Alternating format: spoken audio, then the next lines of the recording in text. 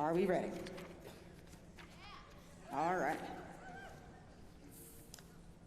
So I need my little, I have the wrong sheet, sorry.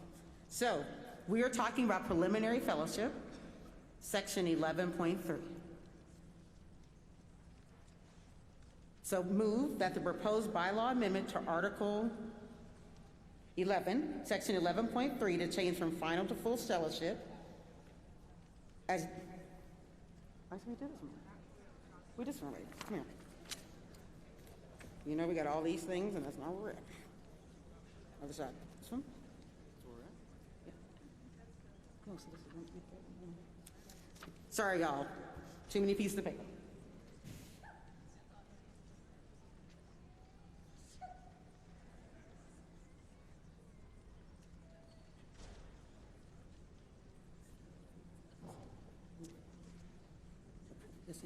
Petitions. Okay, sorry y'all. I recognize the person in procedure mic before we actually do what we're supposed to do. Yes. Thank you. Hello? There we go. Richard Sengas, Unitarian Universalist Congregation, Santa Rosa, California. I respectfully disagree with the rejection of my previous procedural point asking about when items can be asked to be pulled from the consent agenda.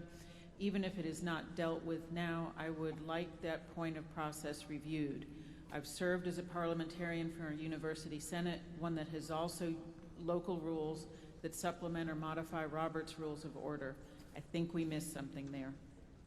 Thank you.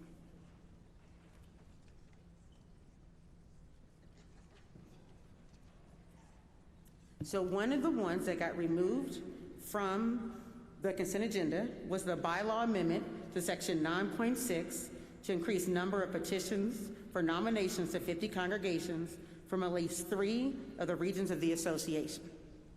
So that is what we are to talk about now. I need someone to move.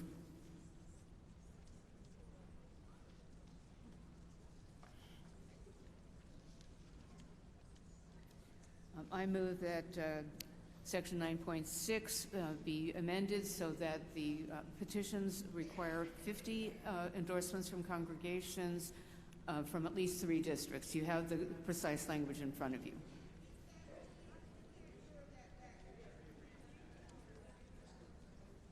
It is 50 congregations from at least 3 regions of the association. Do we have a second?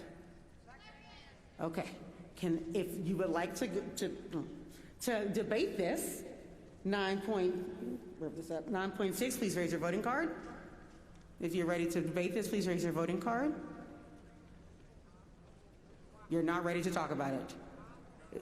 You don't understand. We have to actually take a vote to talk about it because we did the second, so now we need, in order to talk about it, please raise your voting cards. I know. Thank you. Recognize person in procedural, Mike. Yes, Carl Ponanen, Unitarian Universalist Church of Greater Lansing. I'm not familiar with this rule that we have to vote if we have a motion in a second. Now, this isn't in Robert's rules. I'm tired. Was it in the rules we passed this morning? Because I don't think it was there. Carl, I could be wrong. I could be wrong. No, I could be wrong. We can both be wrong. We're good. I need help. So I'm sorry. I need help right now. They're helping me. Yes, stay here. All right. We are ready for people to come to the pro concern mic if you want to say in favor or anything in concern.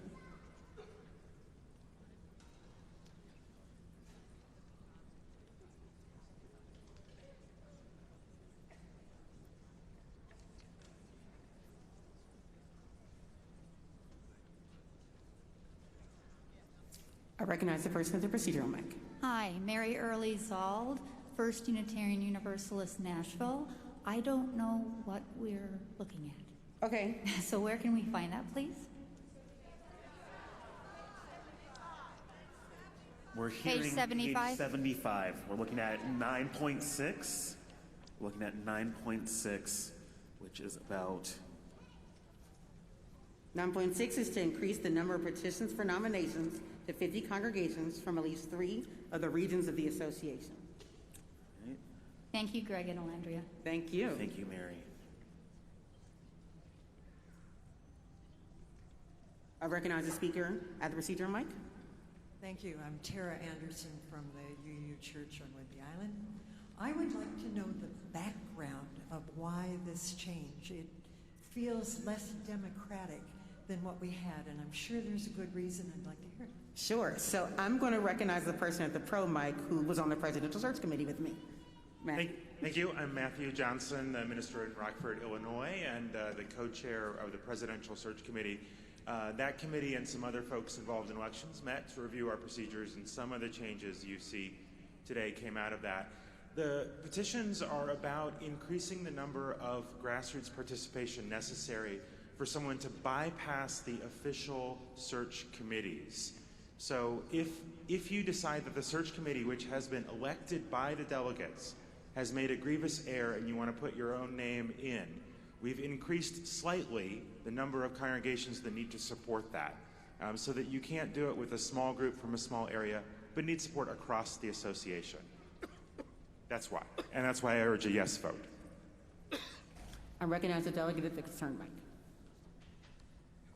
Hi, my name is Joseph Turner from the Sacramento congregation, and the increase from doubling it from 25 to 50 and then including one from each of the 3 regions, it sounds like it's making it a little bit harder because that'll require any candidate to have the means to travel and get around to all those different organizations, and that would be quite difficult for someone with limited means but has a lot of reason and drive to make change. Thank you. I recognize the person at the proceed. Oh.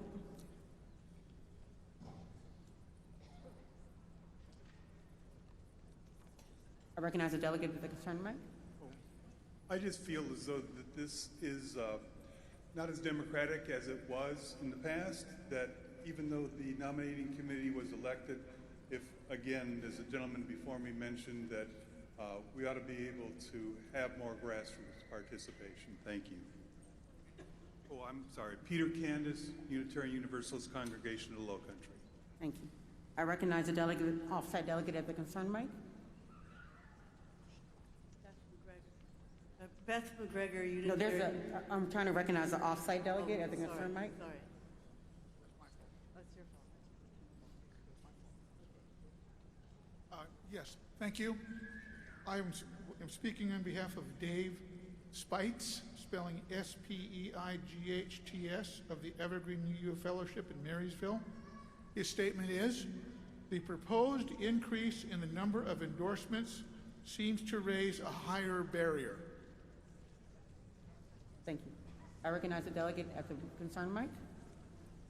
Hi, Beth McGregor, Unitarian Church of Sharon, Mass. I was also on this elections task force, and it's not a con, it's not an opposition, but I think there needs to be a little clarification around how what the current system is, the committees, whether they're nominated, whether they're elected, whether they're appointed by the board, who make the decisions and the recommendations.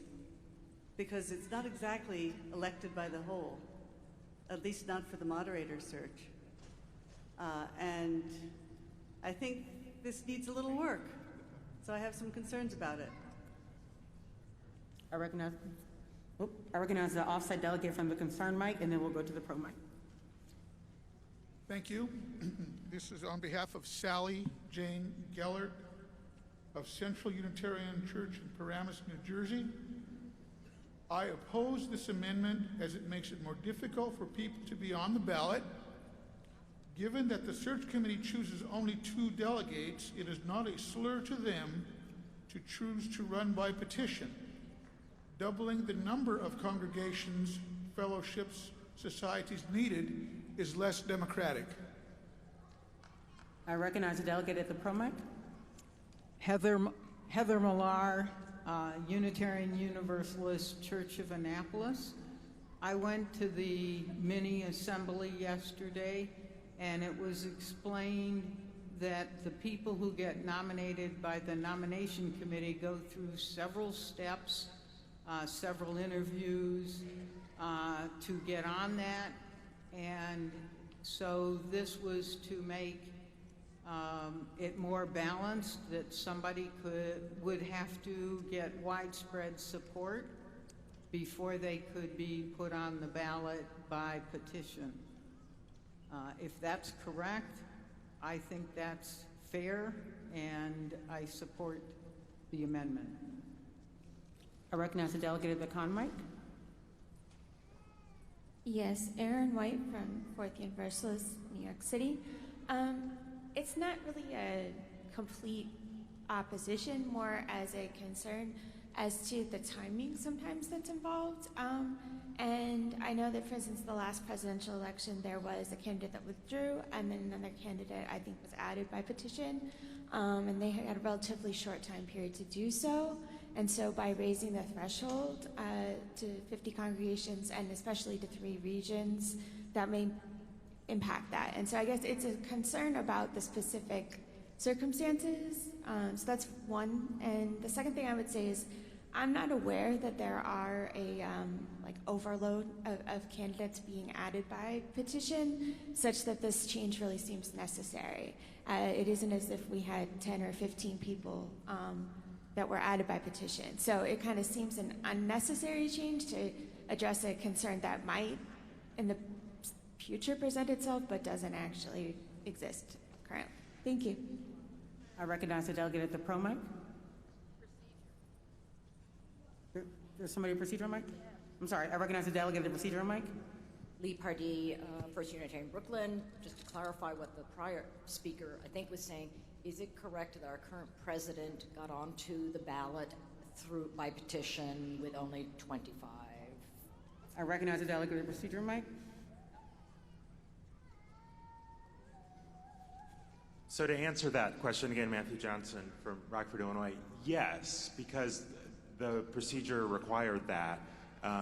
If you can't get 50 congregations to sign on and aren't already connected with people in those places, Okay, yeah. Okay, but there will be a future rule is likely to come that would allow a search committee to nominate a replacement candidate. We have more years before we need to consider that for next election, so that problem will be solved by separate means. Thank you.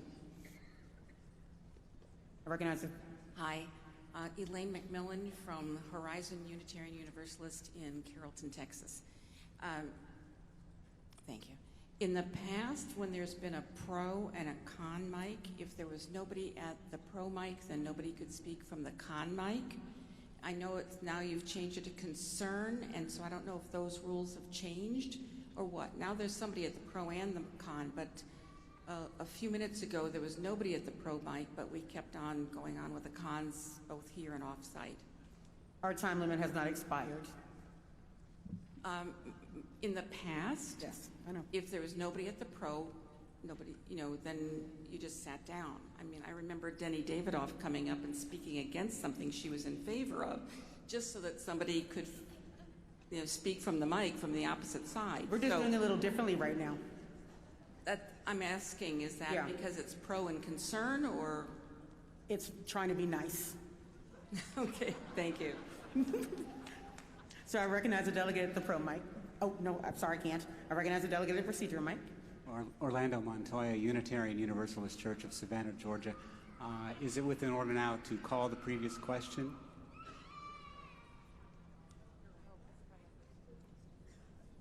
There are. How much time is that? I suggest that it's been 10 minutes of debate. Is that, yep, a good time? It's, yes. It's in order. I move to call, if it is within order, yes. If you're saying it is in order to call the previous question, I call the previous question. Okay, is there a second?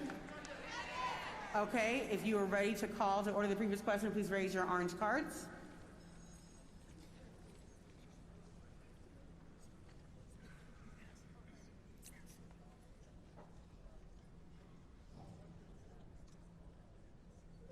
Thank you. Those opposed?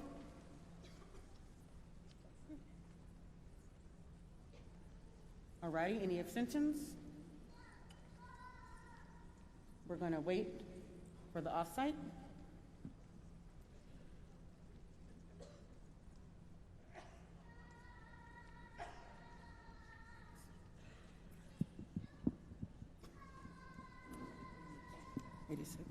$86% in favor.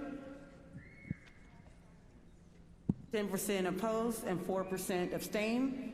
We need to confer.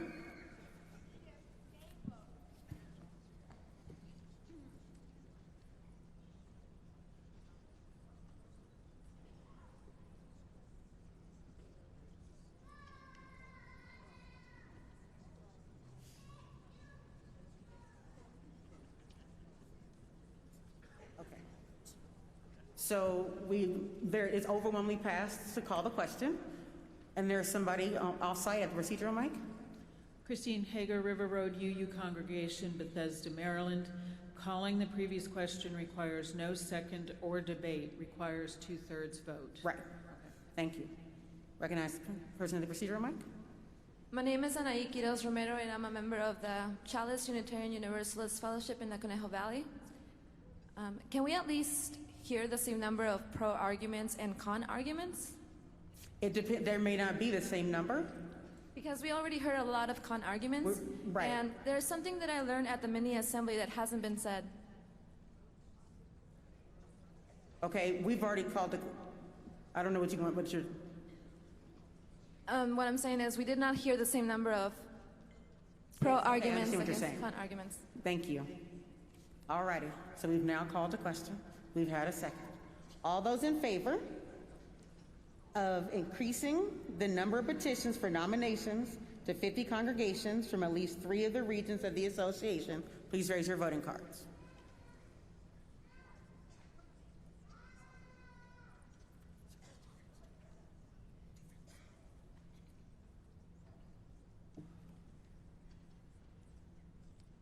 All those opposed?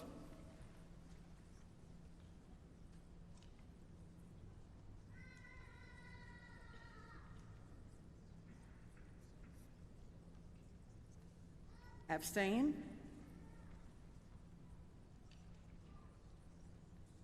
We're waiting on the offsite.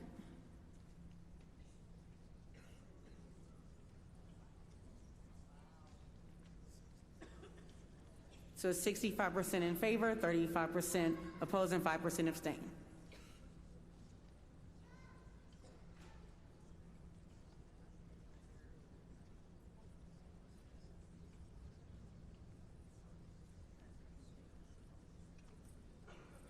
So we have a 2/3 vote.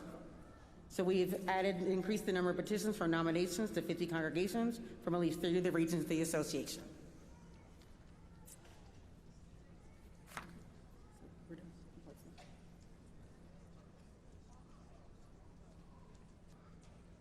We have a little conference down at the procedure mic, so we're waiting to see if that's going to materialize.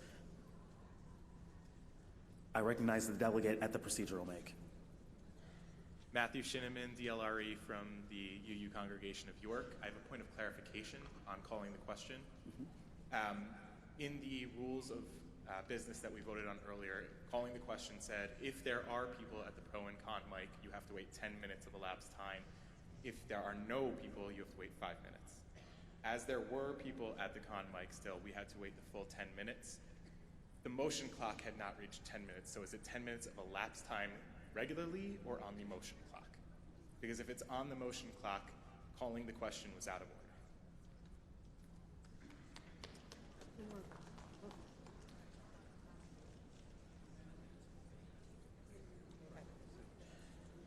"10 minutes of debate based on the motion clock itself, because the motion clock stops when there are people at the procedural mic." Correct. 10 minutes on the motion clock as displayed on the screen. It was the call of the moderator that 10 minutes had elapsed. Okay, the clock on the screen said 22, which means that only 8 minutes had passed. I understand. A ruling was made, and we decided that 10 minutes had elapsed. I do understand. People agreed with the ruling at the time. I understand that it was out of order. Is there someone in the hall that thinks the outcome of the vote would have been changed by 2 more minutes of debate? Okay, I see a few people. Do we want to allow 2 more minutes of debate?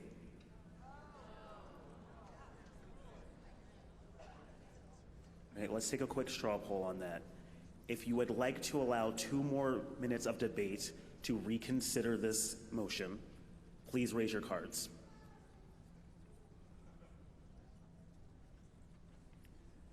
ahead and put those down. If you are opposed to adding 2 more minutes of debate in order to reconsider this motion, raise your cards now.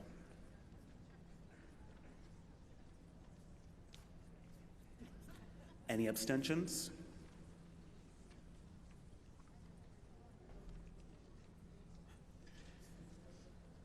Go ahead and put those down. The off-site vote looks like 61% opposed, 32% in favor. It's changing a little bit, but that's all right. 7% abstain. You do not want more time to debate in order to reconsider this motion. So the previous motion is passed as we did. So we have increased the number of congregations needed. We recognize the off-site delegate at the procedural mic. Thank you. Christine Hager, River Road UU Congregation in Bethesda. It is not 2/3. 2/3 is 67%. Can you give us a little bit more detail on that question? So what's happened is that we need to start saying off-site. So it's not 67%. Well, now we read the numbers for the off-site. We were reading just the off-site, not everybody. Gotcha. Thank you. We are passing 2/3 based on what we see here in the hall as well as what's on site. All votes are uncounted unless someone requests that they be counted. Or it's close. Or it's really close. You cannot request that it be counted now, Carol, because we've already passed that. All right. I recognize the delegate at the procedural mic. Hi, Gwen Wages, UU Congregation of Tupelo, Mississippi. I think I'd like a little clarification. I don't think people are aware that you're actually counting in the audience. Can we say that somewhere, that you're actually counting the votes in the audience? Because I thought it was a little closer, that vote, but I really couldn't tell. So we are not counting. We do not count votes unless there's a request to count them. It's an uncounted show of cards. That's what our rules of procedure say. We look to see if it looks like 2/3 or looks like a majority, unless someone asks us to count. On that issue, can you tell me when do people ask for a count on the vote? During the vote, you would ask that. So you could come to the procedural mic to ask us to count the vote. So long as we're taking the vote, a motion would be in order for a counted vote. And if it looks really, really close, we will do a teller count. Thank you. I recognize the delegate at the procedural mic. Erin White, Fourth Universalist, New York City. I guess it's a point of clarification or information. I thought previously that it was in order to question whether or not a 2/3 majority had been reached after a vote was taken and declared, and a decision was declared if we felt that it was not, that 2/3 had not been met. Because I too saw enough opposition that I'm not sure that 2/3 was reached. And so I'm not sure how I would do that during the vote. I almost don't see how I could do it without you first saying 2/3 have been reached and then me saying I don't feel that way and then requesting a count. So those are two separate things. You can request that the vote be counted while we're taking the vote, or you can request that we reconsider the vote after we've taken it. Which are you asking for? I'm asking you for clarification of what you've said, which is that the only time that I could properly request you count the vote is during the vote? Is that? Yes.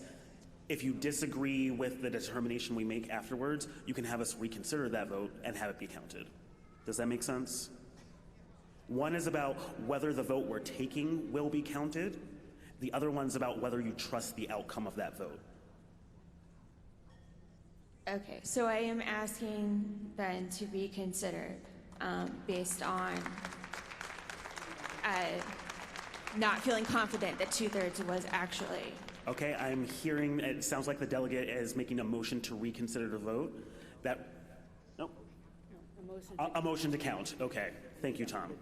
All right, there has been a motion. I thought you said I couldn't ask to count. We're working with you. Tell her we're working with her. We're working with you. We're working with our No, parliamentarian. I'm trying to work with you too, and that's why I just want to count. Yeah, I hear you. We're trying to help you count, and we're trying to see if the body wants to count. because Okay. that's the body that makes the decision. So I understand. your motion is in order. Thank Your motion is in order. It needs 100 plus 1 delegates for us to count that vote. 99. 99, all right. Plus 1. Plus 1. What, well, not 100 plus 1. That's friends. Work with me. I'm tired. We're over time. We actually only have 5 more minutes that we can devote to this, or else we are going to break labor laws with our tech deck.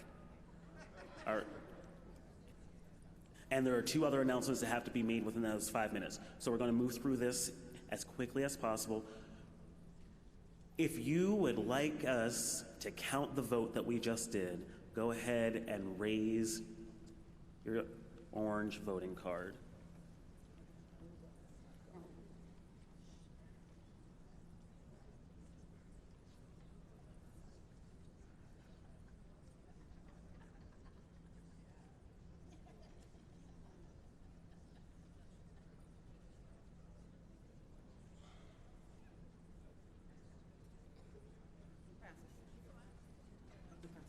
All right, it passes.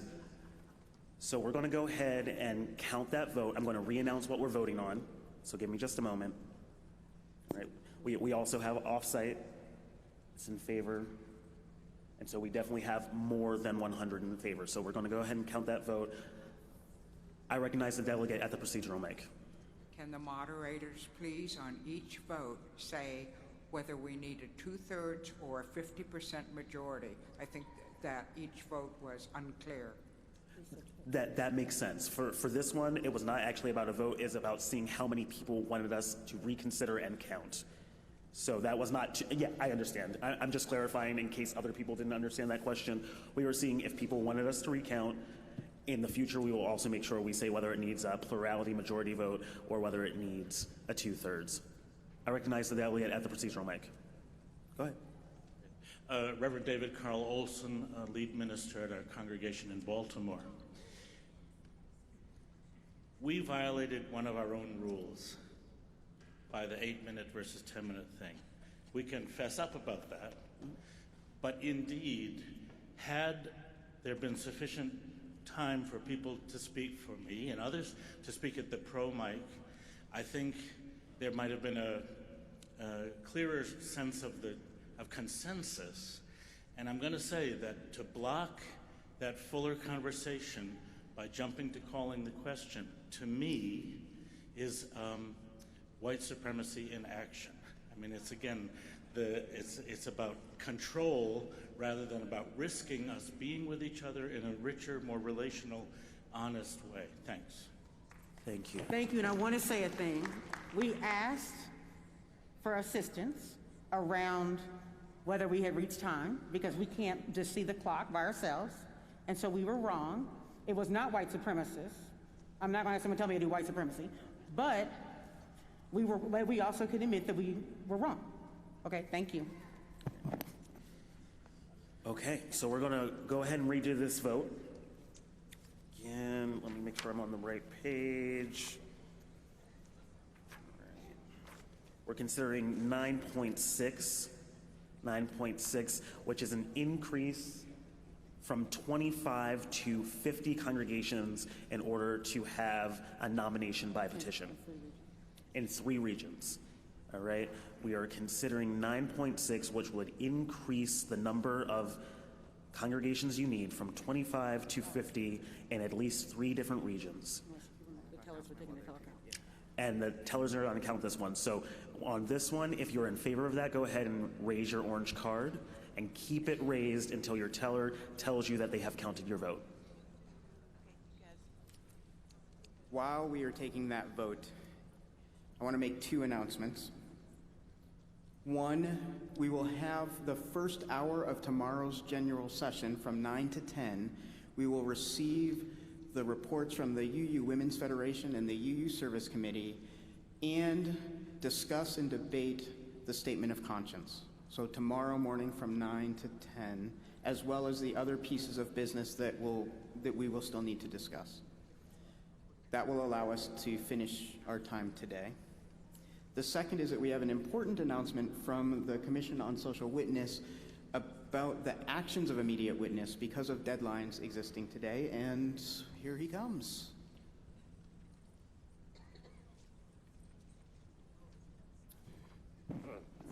My name is Meredith Garman with the Commission on Social Witness. We have actions of immediate witness to vote on.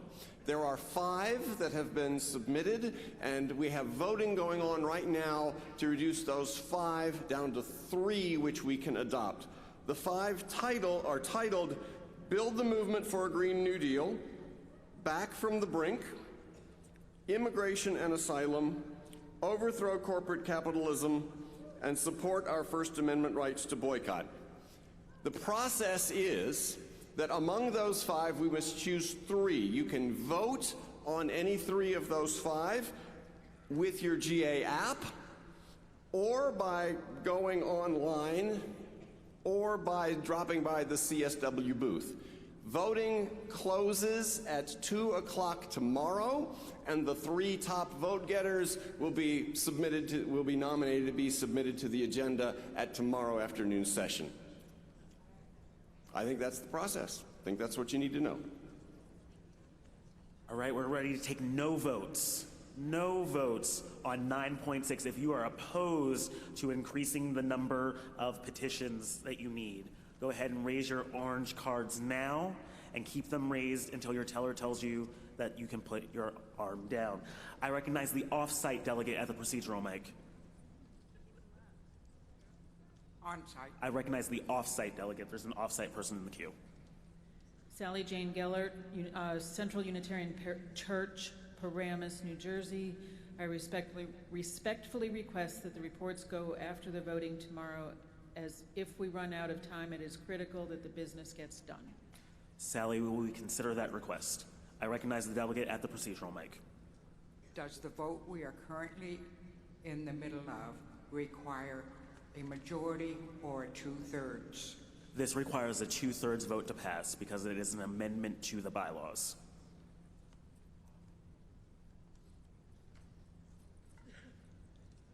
Still in the middle of this vote, I see some cards still raised.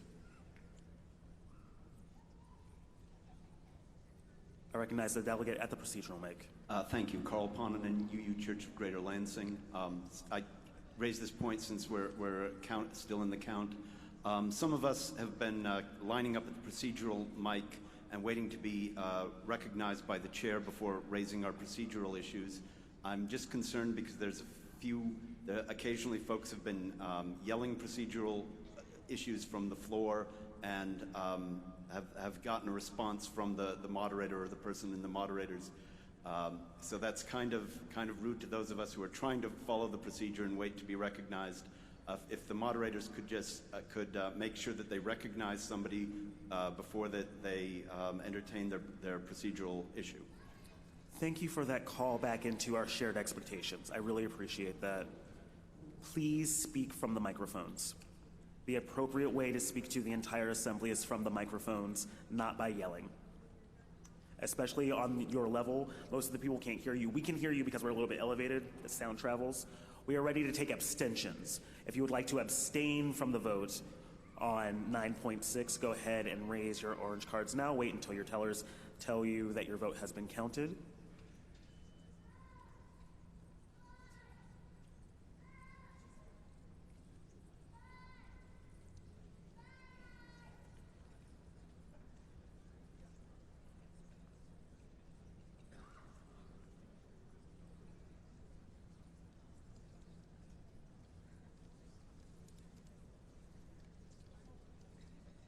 Again, this counted vote will be the last item of business we do for today inside of general session. We are past time. While our tellers are counting, let's go ahead and pop up the off-site vote and close that vote at this time.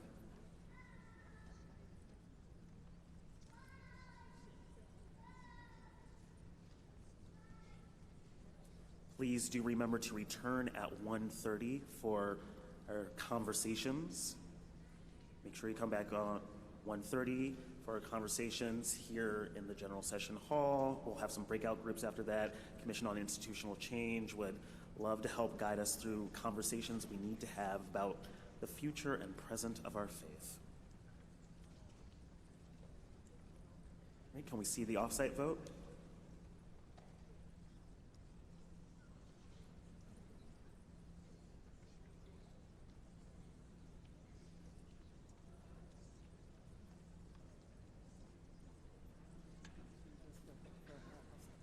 I have the offsite vote. I'm waiting for our usher teller crew in the back there to bring up a number for us, and then we'll add these numbers together and make sure we know what we have.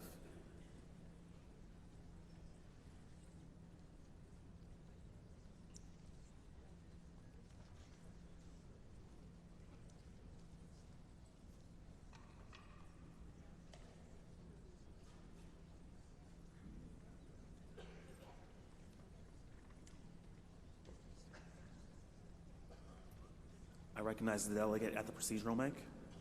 Hi, Carol Bunting, also of New London. A point of clarification. I thought I heard Barb mention we had another session tomorrow morning. That's not in the program. It's a both and. I'm a fan of the both and. So tomorrow morning, there was what we affectionately call the stripey sections, right, from 9 to 12. We're going to take the first hour of that to continue the business of today, and we, the board and administration, will work together to shrink what would have been 3 hours of programming into 2 hours so that we can do it all. We're going to need your help tomorrow. Thank you very much.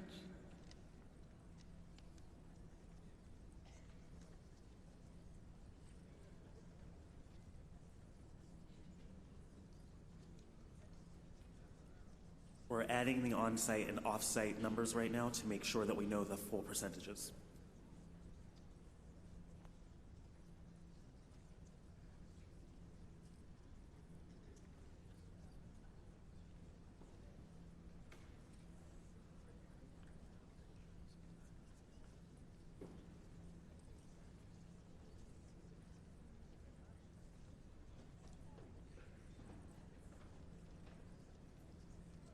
Great opportunity to practice your steady breathing.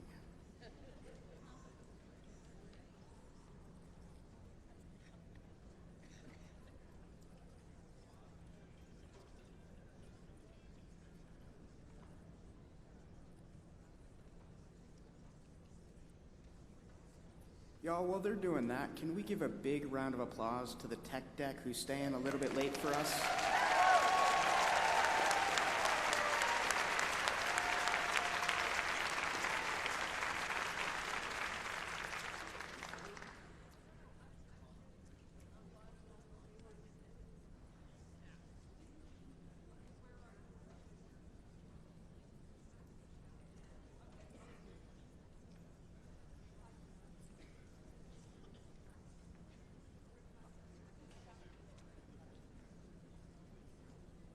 The yeses were 454. The noes were 100, or let me start over. I'm reading the wrong column. It's going to be great. Thank you, EVP. The yeses were 535. That is the combined total of the off-site delegate and on-site delegate vote. The noes were 217. The abstentions were 16, which gives us a total pass of 70.9%. The motion clearly passes.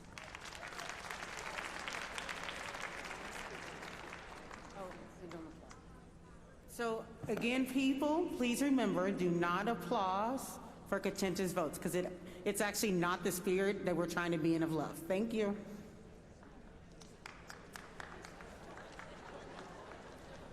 There being no further business to come before us, and in accordance with the schedule as amended set forth in your program book, I declare that this general session of the General Assembly shall stand in recess until 9 a.m. tomorrow, Saturday, June 21st, 2019. Please come back for the 1:30 conversation with our Commission on Institutional Change, who has worked for 2 years to help get us some good information.